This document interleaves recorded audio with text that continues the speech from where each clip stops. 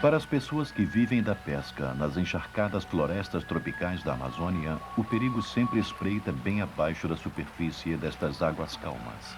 Todos os dias, este pescador dos trópicos e seu filho trabalham em águas infestadas com alguns dos predadores mais mortais da natureza. Uma sucuri de 10 metros perambula no fundo barrento. E em cima, flutuando silenciosamente na água, um jacaré espera por sua próxima vítima. Estas águas também são o lar do peixe mais perigoso e agressivo do mundo, cujo ataque é tão rápido e selvagem que pode virtualmente devorar sua presa antes que ela perca a consciência. A piranha. Como uma alcateia submarina, elas descem sobre a presa num furioso frenesi.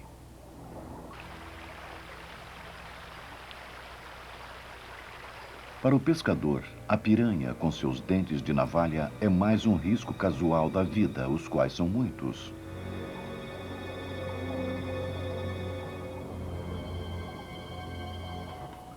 Ainda assim, estes pescadores caminham sem medo do perigo que nada entre suas pernas, nas sombras do fundo do rio.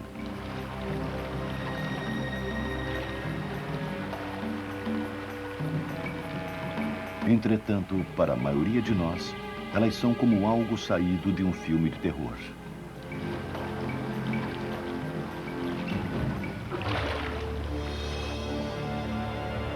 São peixes assassinos por tradição, mas sua reputação é merecida.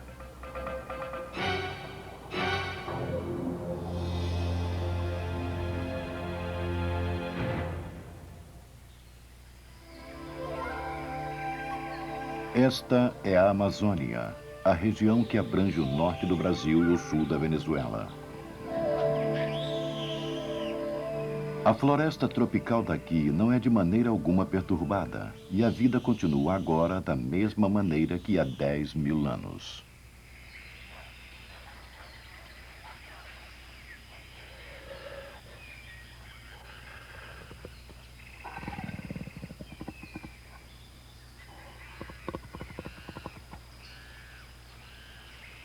Na superfície, a floresta parece serena.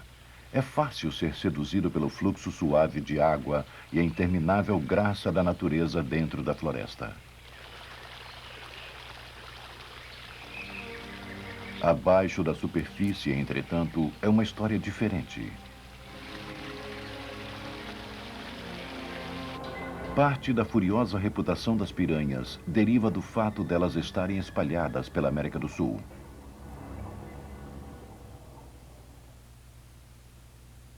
Só no Brasil, há 24 cidades, rios e montanhas diferentes, chamados piranha.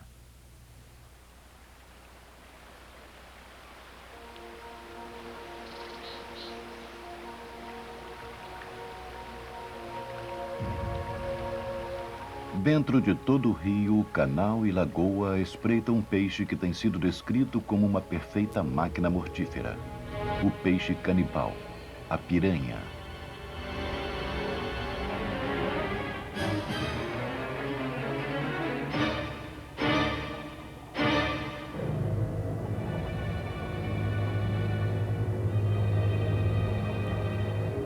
A piranha tem sido objeto de fascinação desde que os primeiros grandes exploradores brancos se aventuraram no interior da Amazônia e voltaram com histórias horripilantes do peixe assassino há 200 anos. Eles descreveram o peixe como a personificação do mal, uma peste que devorava homens e animais. O retrato que eles pintaram da piranha era de um antigo demônio, com proporções bíblicas, e até hoje ele permanece como parte dos nossos pesadelos coletivos. Pouco mudou desde que os primeiros brancos se aventuraram na Amazônia. A invasão da civilização ainda está penetrando suas fronteiras hostis, onde a verdade sobre o peixe assassino permanece encoberta pela superstição e ignorância. Como na maioria dos mitos, parte da tradição das piranhas é formada por nossos medos, e como na maioria dos mitos, parte de sua tradição é enraizada na realidade.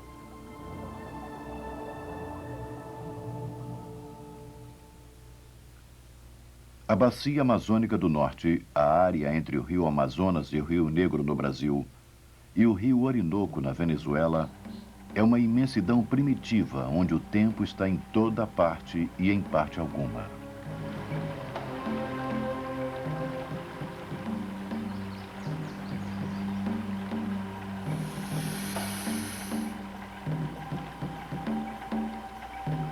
Andar na floresta é perder a visão do sol.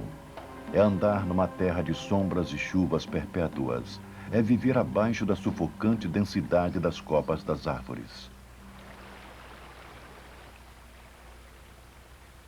Mas as pessoas aprendem a se adaptar. E a Amazônia é salpicada por tribos indígenas que têm lutado contra o sofrimento durante incontáveis séculos.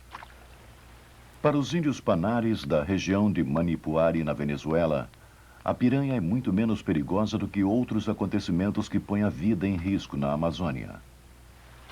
Apesar de todas as afirmações dos antigos exploradores que virtualmente todo nativo da Amazônia tinha mutilações causadas pelas piranhas, os Panares têm poucas cicatrizes. Para este povo, ser mordido por uma piranha é mais uma prova de estupidez do que de má sorte.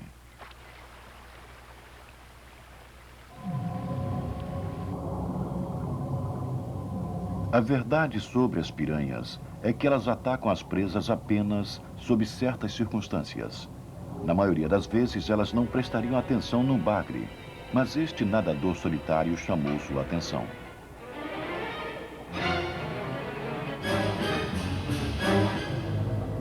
As piranhas raramente atacam animais saudáveis em águas correntes. Ao contrário, elas caçam os fracos, os agonizantes e os mortos da mesma maneira que os lobos procuram atacar os membros mais fracos de um rebanho. As piranhas não andam em cardumes como a maioria dos peixes. Elas apenas toleram umas às outras numa espécie de trégua inquietante enquanto competem por comida. O ataque é tão rápido que, apesar das piranhas terem consumido a maior parte do corpo do bagre, ele ainda respira.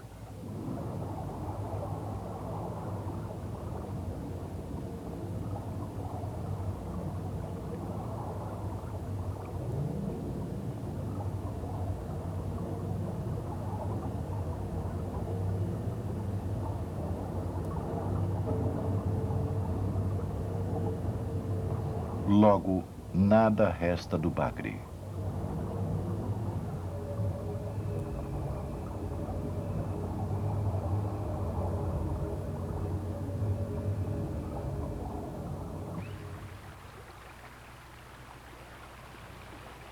Para os Panares, o rio guarda ameaças muito maiores do que as piranhas. Estes homens estão caçando o que eles mais temem na água: a mansa arraia. A arraia permanece imóvel no fundo raso do rio, praticamente invisível, mesmo na água clara. Normalmente, a arraia é inofensiva.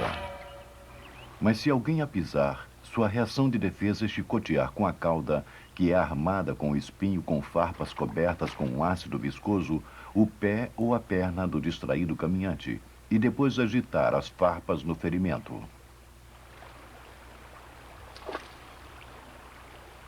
Esta dolorosa ferida pode levar meses para curar. A maioria dos jovens Panares já foi ferido por arraia. Eles odeiam tanto as arraias que onde quer que encontrem uma, eles a capturam, cortam sua cauda e depois jogam seu corpo sangrando na água para que seja devorado pelas piranhas. Os Panares aprenderam as regras da sobrevivência em gerações de tentativas e erros. A experiência os ensinou que a piranha é para ser respeitada, não temida, e como toda planta e animal, ela vive sob um conjunto de regras que governam seu comportamento. As piranhas não são o flagelo descrito pelos antigos exploradores brancos super zelosos. Elas são uma parte natural do ecossistema. Nestas águas, o perigo de um ataque de piranhas é mínimo, mas eles também sabem que não longe deste ponto há lugares onde nenhum Panari colocaria o pé, porque se o fizesse, estaria garantindo um ataque.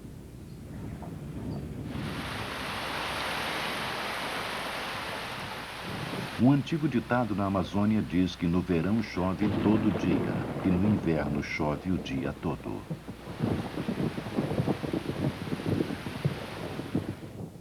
Durante a estação das chuvas, as águas sobem, inundando a bacia. florestas que estavam secas se enchem de água como se o rio reclamasse um vasto império.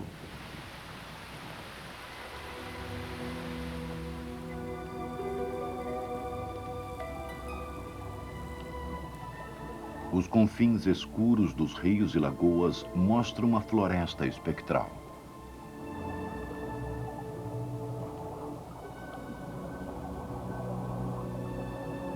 Para a piranha, os dias de fome da estação seca dão lugar à abundância, enquanto elas patrulham por entre os troncos em busca de uma presa.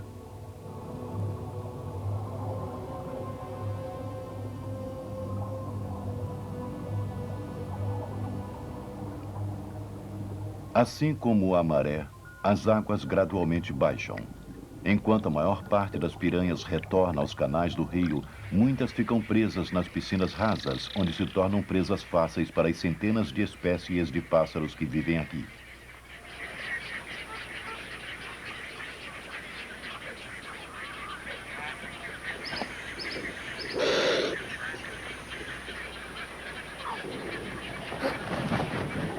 Algumas piranhas, entretanto, ficam presas em lagoas mais profundas, que podem reter água o suficiente para mantê-las vivas até que as chuvas voltem. Mas sua sorte pode ser temporária, porque agora elas vão enfrentar uma lenta morte causada pela fome. Nos primeiros meses de seu isolamento, as piranhas se alimentam dos peixes de suas lagoas. Gradualmente, elas acabam com seu suprimento e a competição pela comida começa. Logo só restarão piranhas, e elas se tornarão canibais, devorando umas às outras ao mais leve sinal de fraqueza. E sempre que aparecer uma oportunidade, como aconteceu com este gavião morto, as piranhas surgirão para se alimentar. A Amazônia é uma terra de equilíbrio, luz e sombra, escassez e fartura, vida e morte. A infelicidade de um é a felicidade de outro. Aqui não há mal, somente bem. O que parece cruel e selvagem é simplesmente uma forma de beleza eficiente, sem a qual não há nenhuma esperança de equilíbrio.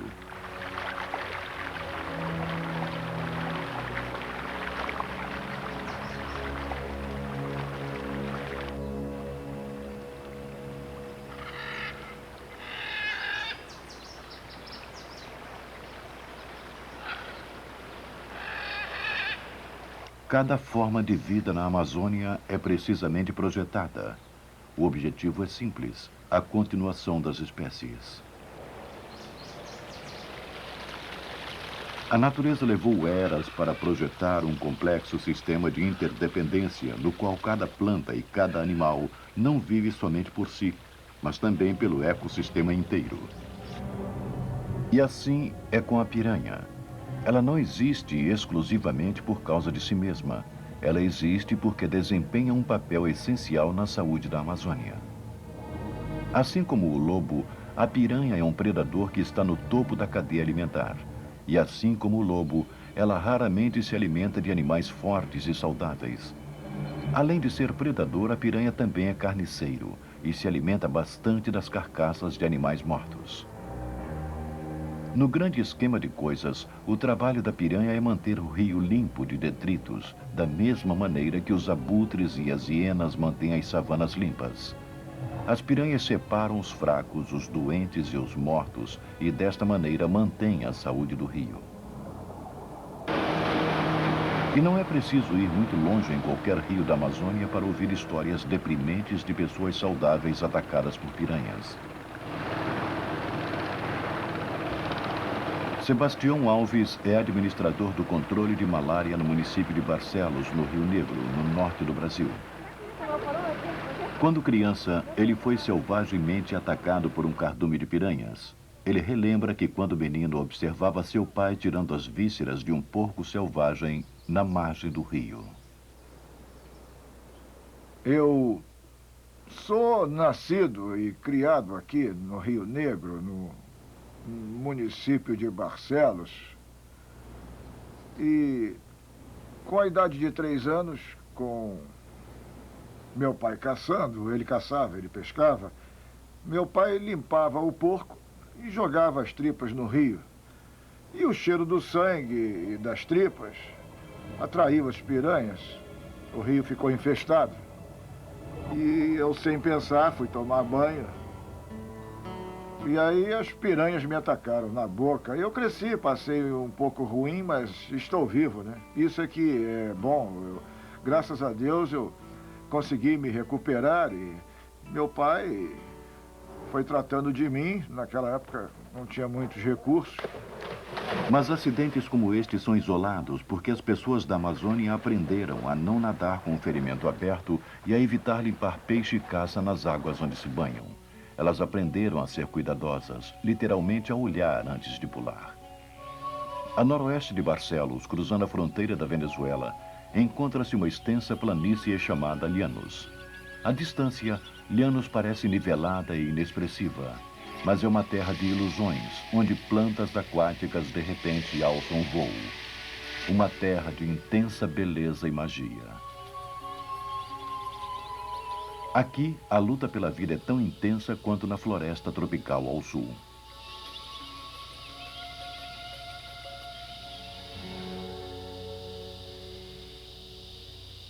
O verde luxuriante da estação chuvosa deu lugar às cores ressecadas pelo contínuo calor.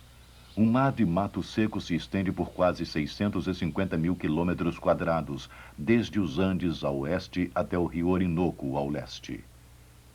Março é o auge da estação seca. Nesta maciça bacia de poeira, há algumas poças d'água isoladas. São os efêmeros resíduos da estação das chuvas, que, como ímãs, atraem a vida para elas. A monótona cor de Llanos explode nas cores brilhantes dos guarás escarlates, das garças brancas e dos colhereiros cor-de-rosa que sondam as margens em busca de comida.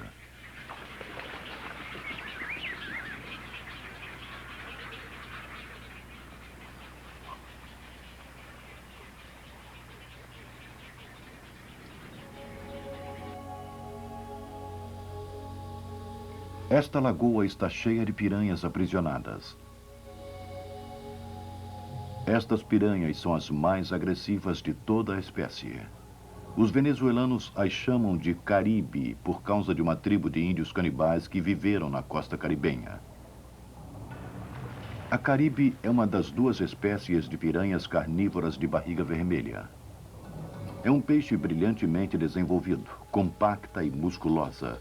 A forma distinta da cabeça da piranha permite que ela lance suas mandíbulas curtas e poderosas para a frente na hora do ataque. Os dentes da piranha se fecham tão precisamente e são tão afiados que os tecelões indígenas usavam estas mandíbulas como tesouras. Estas caribes acabaram com seu estoque de alimento e nada mais lhes resta do que esperar pelas chuvas. Acima desta interminável luta pela sobrevivência, do amanhecer ao anoitecer, o sol implacável continua a remover água. Todos os dias a linha d'água perde centímetros preciosos. Se as chuvas não voltarem logo, o sol trancará os portões desta armadilha mortal.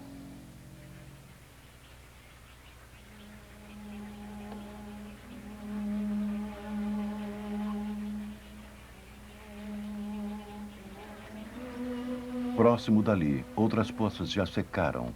Os sinais da morte estão por todo lado. Conforme as poças vão ficando mais rasas, o calor consome o oxigênio da água.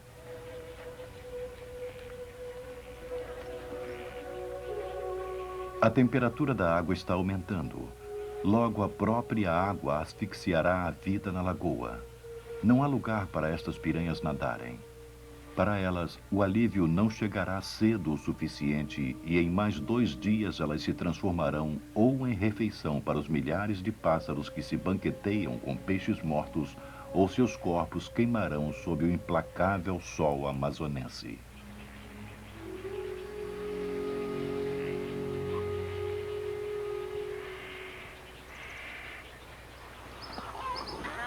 Mas mesmo com estes urubus se alimentando das infelizes piranhas, o equilíbrio se manterá. E em alguns meses, aqueles que hoje dominam se transformarão em dominados.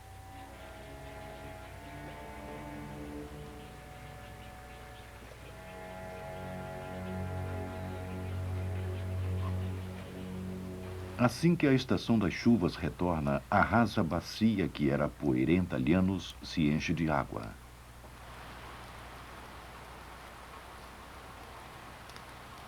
Aqueles poucos que sobreviveram às piscinas mortais sentem alívio. Uma nova corrente de vida vem dos rios e se espalha retomando seu território. A vida explode nos Llanos quando centenas e centenas de pássaros voltam aos seus locais de postura.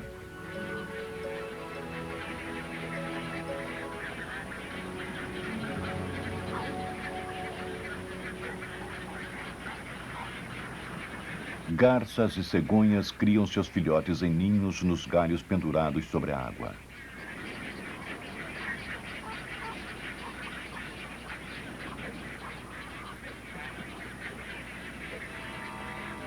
Embaixo, uma congregação de jacarés e piranhas esperam que o inevitável filhote descuidado caia do ninho.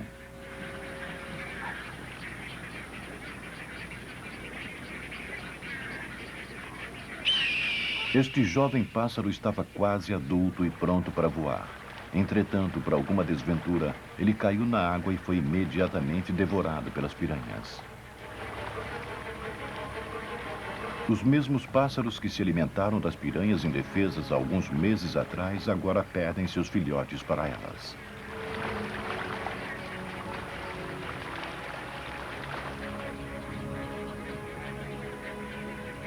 E a natureza novamente se equilibra quando a presa se torna predador.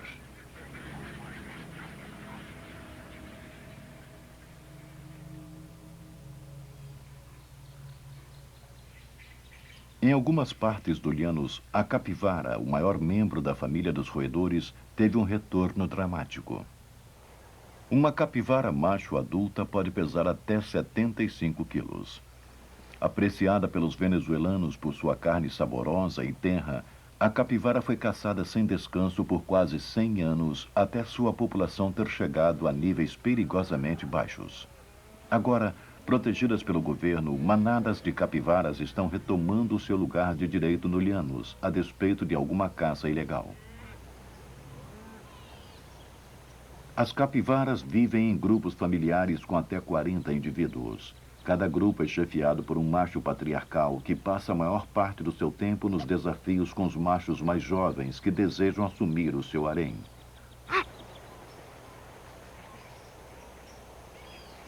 As fêmeas e seus filhotes passam a maior parte do seu tempo em terra, se aquecendo ao sol da manhã ou na água, pastando plantas aquáticas.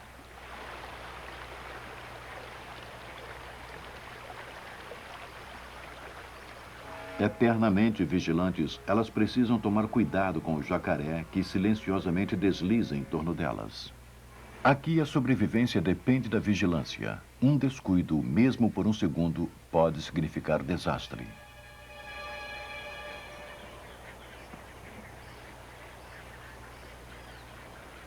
Provavelmente esta fêmea perdeu a perna no encontro quase fatal com o jacaré.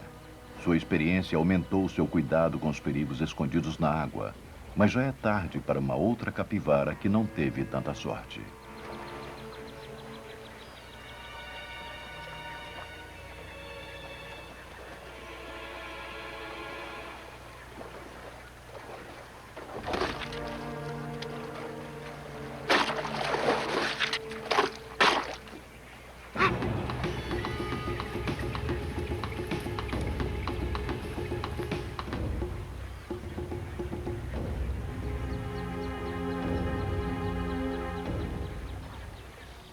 A capivara vive na margem entre dois mundos perigosos.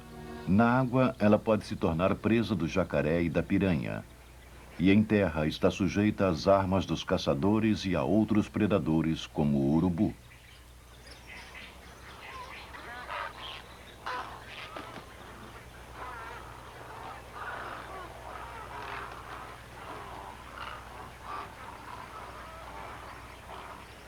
Normalmente, os urubus atacam as jovens capivaras desprotegidas, bicando seus olhos. O choque deste ferimento inevitavelmente leva à morte, e os urubus precisam apenas esperar que sua refeição esteja pronta.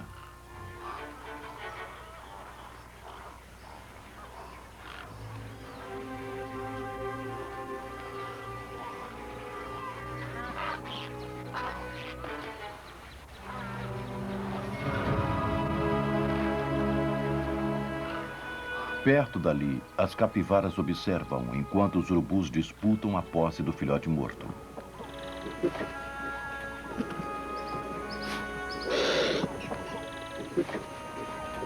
Em algumas horas, nada mais restará, exceto alguns ossos espalhados.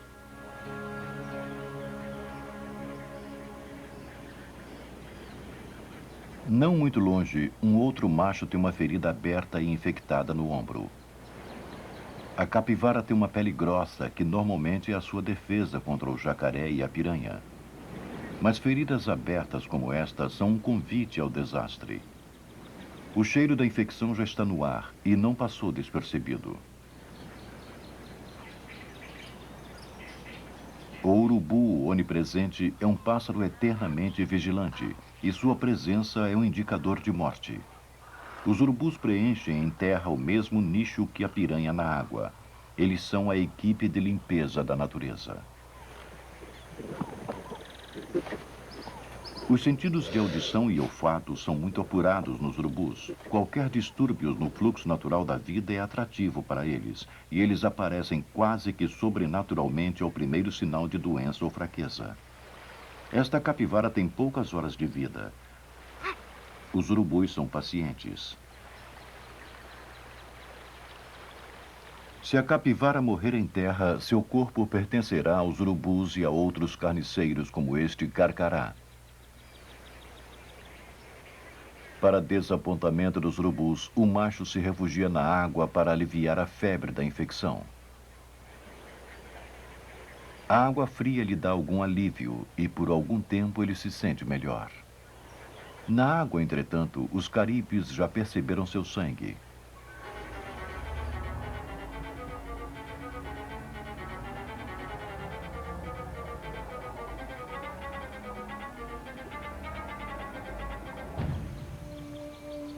No meio da tarde, o macho está morto. O cheiro de sua morte já se espalhou pela água e os peixes começaram a se reunir em torno do seu corpo. Incessante e desenfreado, o frenesi da alimentação começa. Primeiro, as piranhas abrem seu caminho através do ferimento. Segundos depois, tiram um pedaço do ombro, o que permite que a cavidade do corpo seja invadida, onde elas primeiro atacam os órgãos e depois os músculos.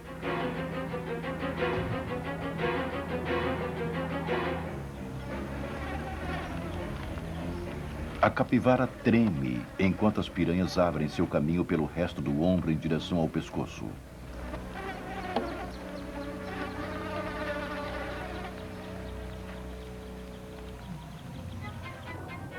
Uma outra espécie de piranha, a Serra Salmus irritans prateada, também aparece para o banquete.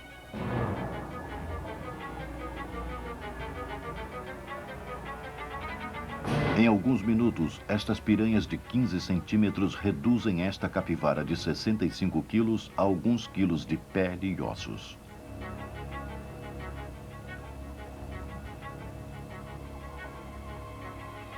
Três dias depois, os ventos da planície empurram os restos da capivara macho para a margem. A piranha que nós conhecemos vem das histórias contadas pelos grandes exploradores brancos que viajaram pela Amazônia em busca de aventura e imortalidade. Homens como Theodore Roosevelt, o 26º presidente dos Estados Unidos, que descreveu o peixe assassino como uma peste temida por todos que invadem seus domínios. Durante sua expedição ao Brasil em 1914, Roosevelt escreveu em seu diário: "As piranhas são os peixes mais ferozes do mundo. Elas arrancam uma mão descuidadamente deixada na água. Elas mutilam nadadores, atacam e devoram vivo qualquer homem ou animal ferido. O sangue na água as excita até a loucura. O fechar furioso de suas mandíbulas empurra seus dentes através de carne e ossos.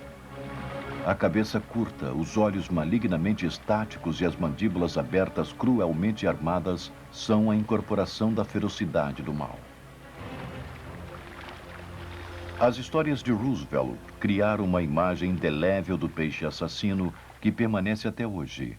Mas teria sido precisa a sua percepção da piranha? Seria ela realmente a incorporação do mal? Ou seria um reflexo da sua própria concepção da besta mitológica? As piranhas vivem num mundo escuro. Aqui o sol é pouco mais do que uma mancha na água. Por isso, elas tiveram que desenvolver uma maneira de enxergar através dos seus sentidos de audição e olfato.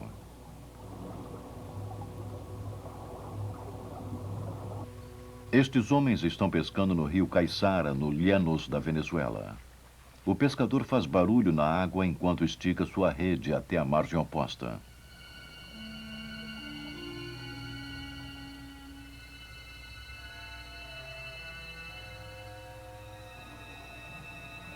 Os caribes no rio escutaram seu ruído e prestaram atenção ao som. Numa fração de segundos, elas decidem atacar coletivamente. As piranhas não foram atraídas pelo som do pescador, cujo andar é firme e medido, mas por outro som que é muito mais atrativo. Cuidado, aí vêm os caribes. O som do pânico. Elas estão atacando uma perca que ficou presa na rede. Os pescadores sabem imediatamente o que está acontecendo e recolhem a rede o mais rápido que podem. Em segundos, as piranhas comeram a perca, com ossos e tudo, deixando apenas sua cabeça. Elas também rasgaram algumas partes da rede, mas o dano pode ser consertado. Estes homens estão com sorte. As piranhas frequentemente danificam totalmente as redes. A ameaça da piranha não tem relação com seu tamanho. O pirarucu, com 3 metros de comprimento e pesando 150 quilos, é um gigante se comparado ao tamanho modesto desta espécie de piranha chamada holandi.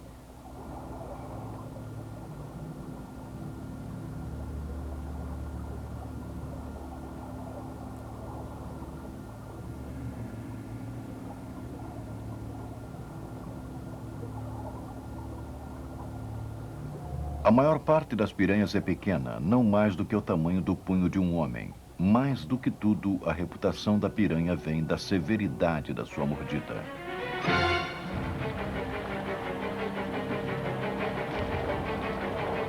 A boca da piranha é feita para cortar pedaços da sua presa.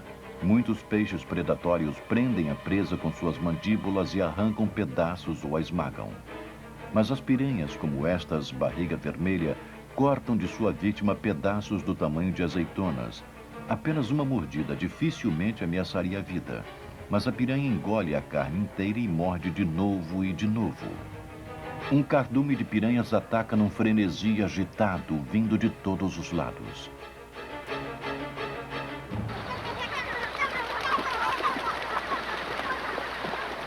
Os indígenas do Alto Rio Orinoco deixam suas crianças brincarem nuas na água enquanto lavam suas roupas nas pedras. Se algum som é convidativo para um ataque, é este. Mas ataques são quase desconhecidos aqui. Onde está a besta sanguinária da lenda? A chamada preta é um gigante entre os seus parentes. Menos agressiva que suas primas barriga vermelha, a Rombeus parece mais ameaçadora pelos seus olhos vermelhos, a maior entre as espécies carnívoras. Uma Rombeus adulta pode chegar a quase 50 centímetros e pesar 5 quilos. Suas mandíbulas são tão fortes e seus dentes tão afiados que ela poderia amputar a mão de um homem na altura do pulso com 2 ou 3 mordidas. Das 35 espécies diferentes de piranhas, apenas 5 representam algum perigo real para os humanos. A maioria delas, na realidade, come frutas, sementes e material vegetal. As carnívoras comem principalmente outros peixes, caranguejos, insetos e, ocasionalmente, um sapo ou um lagarto. Mas é a piranha da lenda, a comedora de homens, que captura a imaginação de qualquer um que as tenha visto atacando.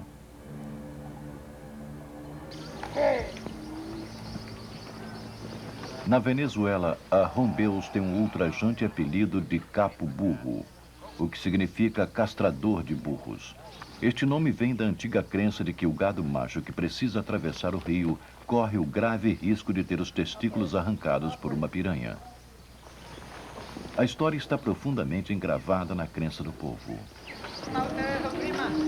Persistem histórias de condutores de gado que sacrificam um animal fraco ou doente para desviar a atenção das piranhas do rebanho que atravessa o rio. Os cientistas zombam da ideia de que esta prática seja mantida e dizem que a história é parte da reputação da piranha. Outros juram que testemunharam o fato. Este filme de arquivo de 1930 mostra vaqueiros sacrificando uma vaca às piranhas no rio enquanto atravessam seu rebanho.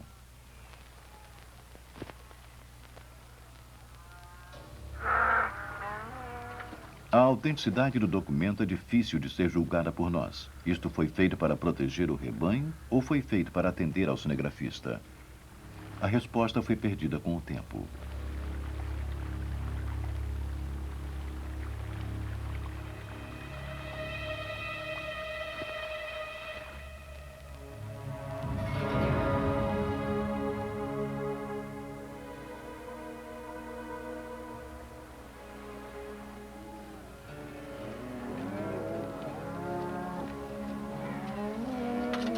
Hoje, a piranha ainda pode causar sérios danos a cavalos e vacas, que são a maior fonte de economia dos lianos. A piranha geralmente morde o focinho do gado quando ele tenta beber água. E apesar destas mordidas não serem uma ameaça imediata, qualquer ferimento na Amazônia está sujeito à infecção. E estas mordidas podem, na verdade, levar à morte.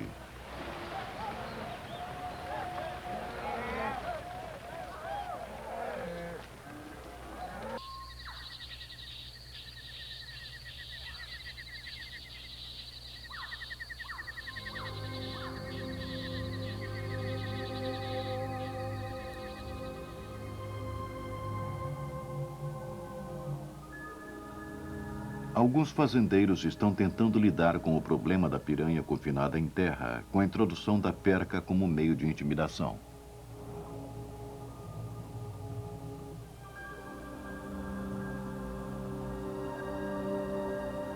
No duelo que acontece abaixo das águas de Llanos, uma piranha nas cores prateadas de um adulto na época da reprodução guarda seu ninho contra uma perca invasora. Como predador, a perca atacará e devorará as caribes jovens. Mas assim que a população de piranhas amadurece, nem mesmo a nobre perca tem alguma chance.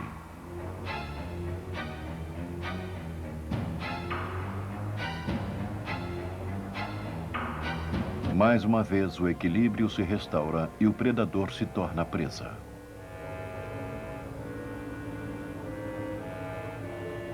A piranha parece justificar o conceito da paranoia. Um ataque espontâneo pode acontecer a qualquer momento e normalmente vem por trás. Elas frequentemente morderão as nadadeiras umas das outras e não é difícil encontrar um peixe com um semicírculo perfeito recortado em suas costas. Mas cada peixe permanece eternamente atento com o seu vizinho, porque mesmo entre os seus iguais, fraqueza significa morte rápida.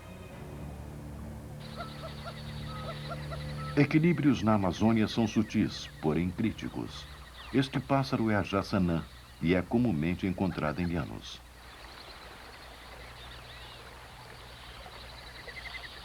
Sempre alerta, ela percebe uma sucuri parcialmente submersa nos jacintos e dispara o alarme. As sucuris estão entre as maiores cobras do mundo. Um espécime de proporções médias pode facilmente medir 10 metros e pesar mais de 100 quilos. Suas presas naturais são o jacaré e a capivara. Mas as sucuris menores geralmente pegam pássaros. Esta jassanã não quer correr nenhum risco e faz com que o mundo saiba que o perigo espreita perto dali. Muitos dos fios que conectam a vida são sutis e somente aparecem depois de meses ou anos de observação. Às vezes, entretanto, as incursões do homem forçam ou até mesmo quebram os frágeis fios que fazem estas conexões. Mesmo pequenas represas como estas interferem no fluxo natural do rio. Os peixes que migram para reproduzirem podem ter dificuldade em nadar rio acima. Como a humanidade continua a ter uma demanda crescente por este habitat em busca de recursos, eles, por sua vez, sofrerão um efeito muito mais profundo no ambiente.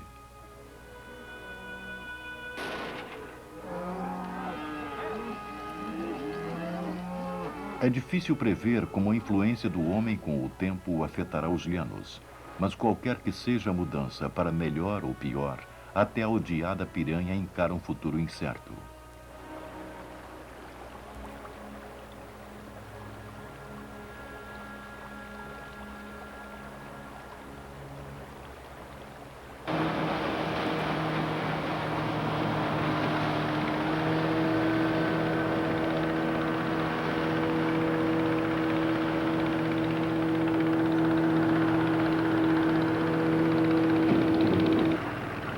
Ramon Albuja viveu toda a sua vida nos llanos da Venezuela. Ele teve 7 esposas e é pai de 24 filhos, 20 dos quais são homens. Estranhamente, ele atribui sua notável capacidade como progenitor à piranha.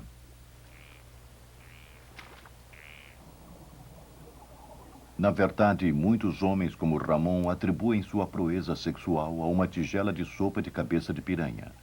Da mesma maneira, muitas mulheres responsabilizam a mesma tigela de sopa por sua fecundidade. É uma crença bem difundida na América do Sul de que a sopa de piranha é um afrodisíaco. Não há nenhuma evidência científica que comprove o argumento de que cabeças de piranha afetam a libido humana de alguma maneira. Mas quando se fala em atribuir uma causa para esta grande virilidade, tanto nos llanos da Venezuela como na floresta tropical do Brasil, a sopa de cabeça de piranha é a mais citada como principal conspirador.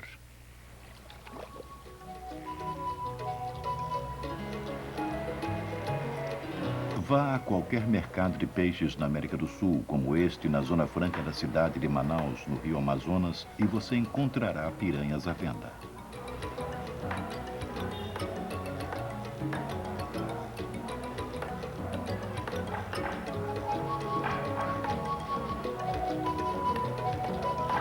Ela é um peixe ósseo, semelhante à carpa.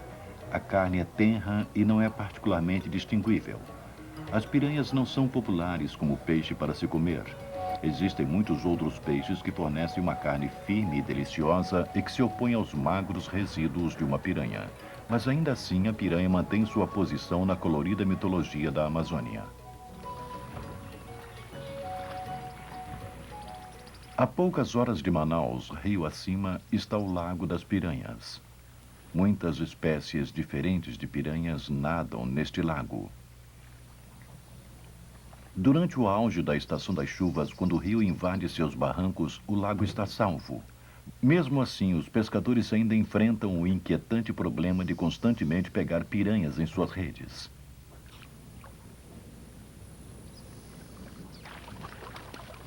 Anos de experiência lhes ensinou como matar as piranhas rápida e eficientemente, mas não como evitar pescá-las. Os pescadores daqui as aceitam mais como um aborrecimento perpétuo do que como uma ameaça.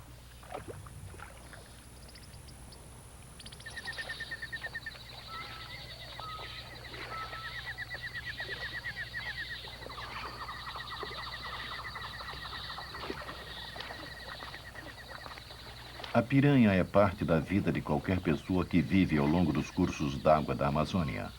Estas pessoas são os caboclos, proprietários rurais que cavam sua sorte numa vida simples num dos limites mais remotos da selva.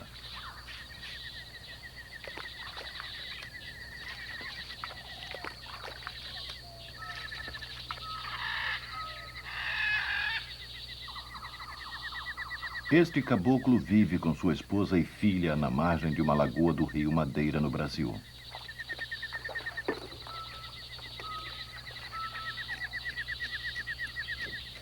Ele pegou um jacaré pequeno para o jantar e o está limpando na frente de casa.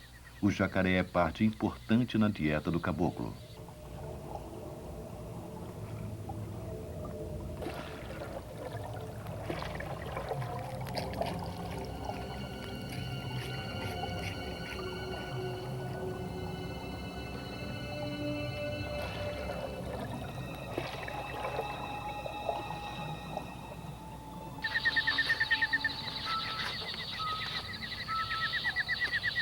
Ele sabe que junto com ele há piranhas na água e sabe que quando jogar as entranhas do jacaré dentro d'água, elas vão se atropelar para devorar um monte de tripas. Mas estas piranhas, chamadas pirambeba, não são tão agressivas como suas primas barriga vermelha. As pirambebas são canibais e normalmente se alimentam dentro do cardume. Mas elas não podem resistir a um petisco tão convidativo como entranhas frescas.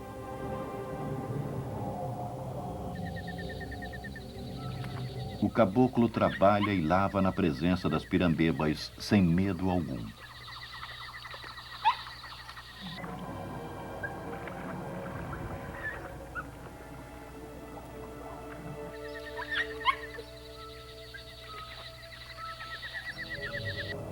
As perigosas piranhas no Brasil, chamadas cajus, são muito parecidas com as caribes venezuelanas de barriga vermelha. Estas cajus não vivem no Brasil. Elas vivem a 15 mil quilômetros de distância no Principado de Mônaco, no Mediterrâneo. O Museu Nacional de Oceanografia em Mônaco é um posto de observação submarino que contém muitas espécies de peixes colhidas em todo o mundo.